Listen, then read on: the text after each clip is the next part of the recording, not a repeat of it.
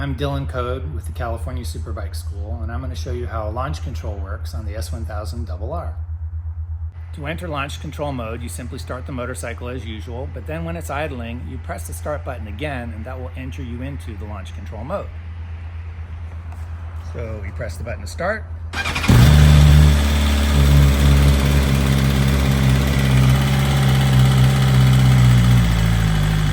Once the bike is in launch control mode, you will see on your dash, it'll say LCON 3 starts available.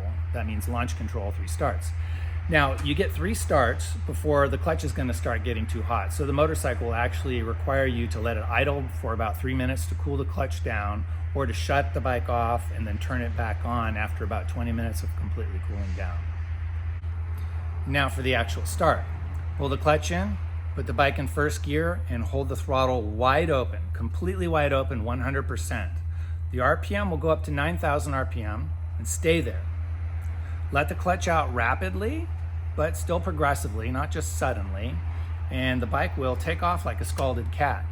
The launch control monitors the wheelie, so if it does start to wheelie slightly, it won't let it come back very far. Now the problem is that if you back off the throttle even slightly, that's going to deactivate the launch control. And there you are in first gear at a high RPM at, let's say, 95% throttle. The bike's going to wheelie. So you have to remember to keep the throttle wide open the whole time. Get ready to shift up to second, because second's going to arrive pretty quickly. There's going to be more details in the description below.